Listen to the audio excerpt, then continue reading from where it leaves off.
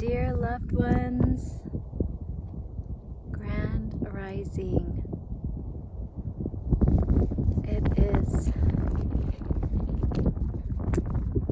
the 8th of March 2024, just 11 sunrises away from spring equinox here in the Northern Hemisphere.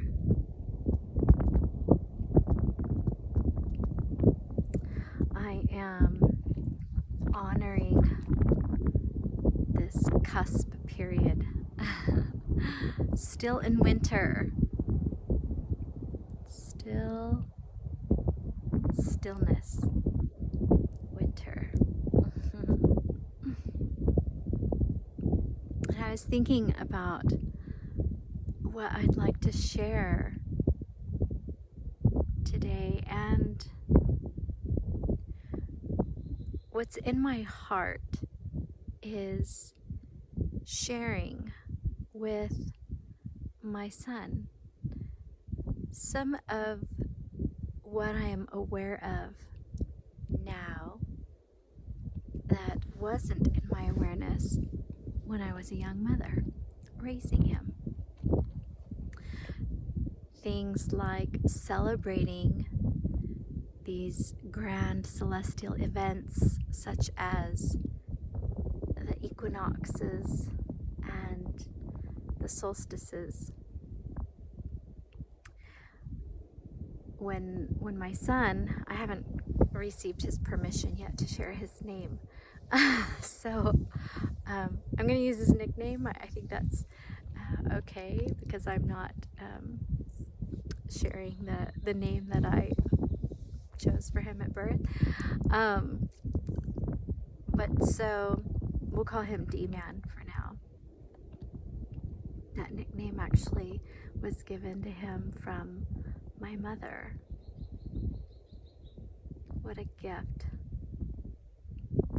A gift from her that he gets to carry his entire life, should he choose to use it. But you know, when he was growing up, I was 18 when I had him. Just a couple of months in I think a month and a half into being 18 years old, or a couple months. And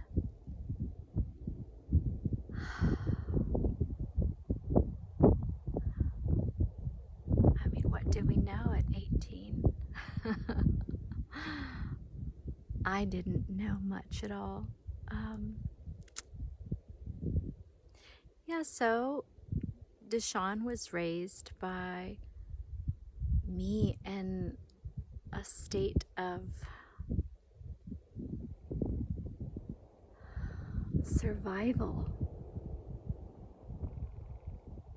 I was surviving and caring for a special needs child. I delivered 12 weeks premature. He was 2 pounds 1 ounce at birth and stayed in the intensive care nursery until around Valentine's Day. So from 12/7 to February 14th, he was in the intensive care unit in the hospital. And I mean, even when we brought him home, he was connected to a little oxygen tank and an apnea monitor. And so yeah, I was in survival mode and just doing the best I can, loving this wonderful little baby with special needs.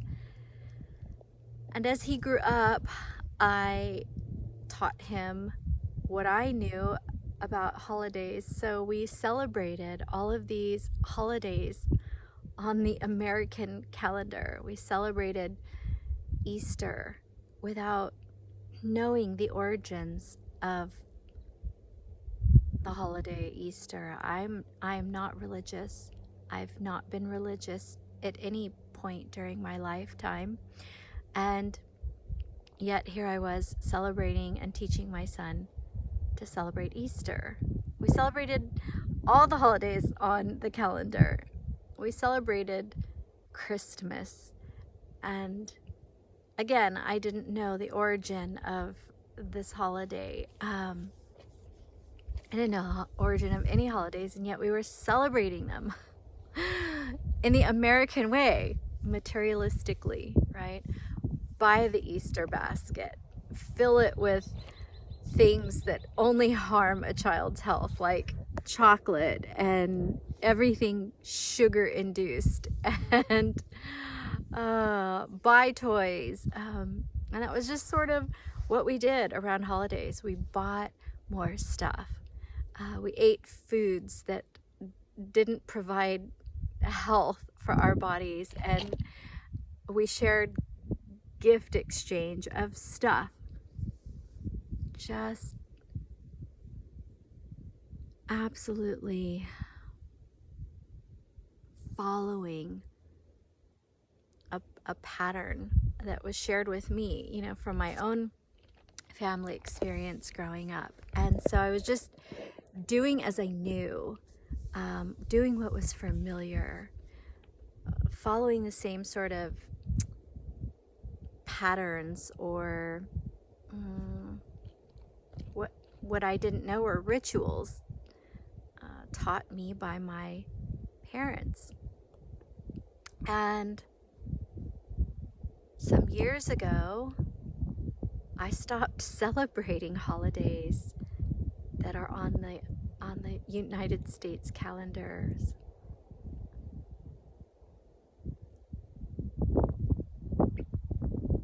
Celebrating holidays just for the sake of, oh, it's what I grew up doing, I've always done it, just no longer resonated for me. Buying more stuff for my son just because on the calendar it says that it's this day that is going to be recognized, or just because every retail store in the United States is jam-packed with new stuff to buy for this holiday. Red stuff in February, and, you know, bunnies and toys in April, and all this stuff. Green stuff in March, and clover stuff, you know, plastic clovers and all this stuff. I just don't participate anymore. And so what I do, what makes me feel good, is I tune into what is a true holiday for me now. What are the times of the year that I resonate with in a way that I want to acknowledge and celebrate? So the changing of seasons has become what I now celebrate as a holiday. So the 19th of this month will be the spring equinox, and that for me signifies a great big change, because I live in nature and I'm guided to begin to plant seeds and to become active and work with the gardens that I'll grow this year. It's sunny out, and the weather has been nice, and so there's been a part of me that wants to already begin this activity. And over again, guidance tells me it's still winter. Honor the season of winter, as nature does. Follow nature's guidance. Allow nature to be your teacher, your guide. So my idea today was that I would share this with the intention that this video is being created to share with my beloved son, D-Man, these things that I am aware of now that I wasn't aware of as he was growing up. And so I guess I will just start with a couple of questions, like, well, what does winter represent for you? And when I share the word winter, we're in the season of winter. What then words of description come to mind for you? How would you describe winter?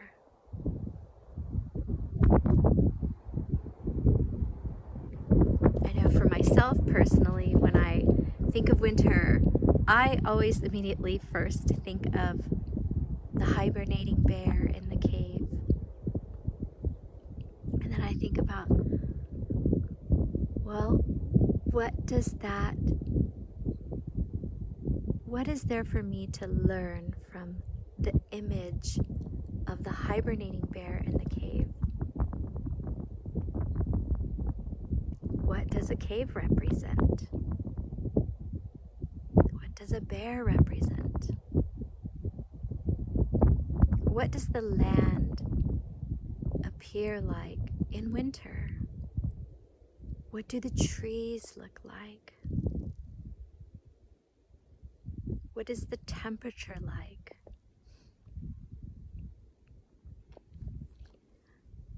And for myself, that has led me into thoughts about being still like the bear. And I think of a cave as a womb, like Earth's womb, retreating to the womb. And what happens to life within a womb? It's gestating. It's growing. And something that nature teaches me is through stillness, consciousness expands and grows. So I'm just presenting this for further contemplation, because we have still 11 sunrises before spring equinox. So we're still in winter. And over these next few days, there is an invitation here to contemplate what winter represents. And is there anything that winter, the season of winter, may wish to share with you at this time, to bring into your awareness,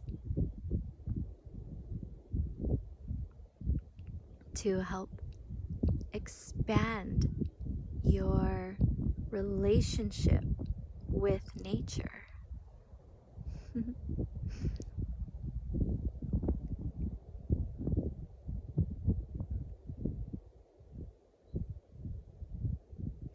Rather than say to myself, oh, I wish I would have been taught blah, blah, blah, blank, blank, blank by my parents. Because I used to say that sometimes, oh, I wish my mom would have,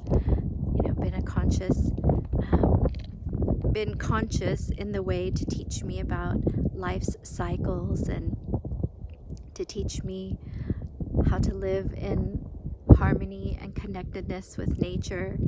But instead of saying that now, I'm honoring what my mom knew and how she did the best that she could with what she had. And in that, I honor that I was doing the best that I could with what I had with my own son. And so now, here I am sharing the things. Instead of saying, oh, I wish I had known, I now am saying, dear kiddo, D-man, these are some of the things that I now am aware of.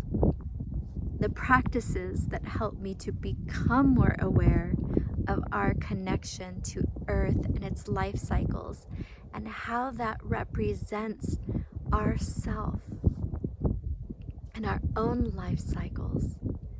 Because what I've come to know through experience is that we are like little Earths. Earth is the macrocosm, and the individual person is the microcosm. And this can be thought of on a whole wide scale, the universe to the tiniest cell within us. But for now, when we think about just the earth and the being, the person,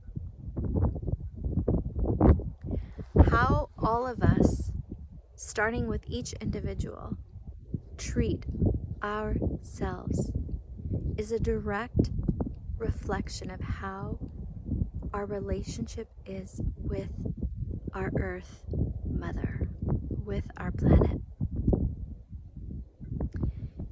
If we are polluting our physical bodies with foods that are not life-giving, if we are dehydrated and not drinking enough water, if we are not resting enough, if we are not honoring the cycles that we go through, then we do not have that connection with our Earth Mother. But we are a part of Earth. We are children of the Earth, we could say. But we are a part of the Earth. And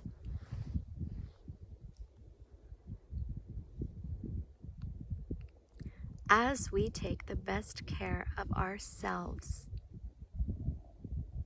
we will find that all that Earth is made of, all of the life that is Earth, then supports us and provides to us and gives us everything that we need to be our healthiest being.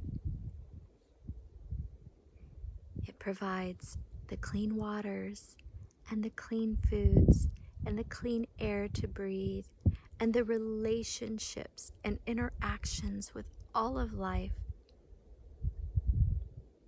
that then continue to guide us and teach us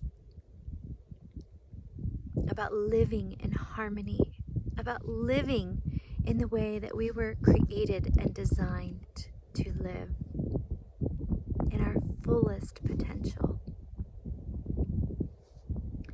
So, this is just an invitation for the next few days to think about winter, the season of winter.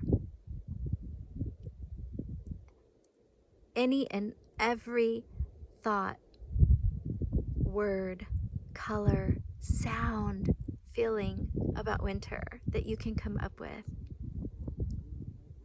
you jot it down or record it or just contemplate it within.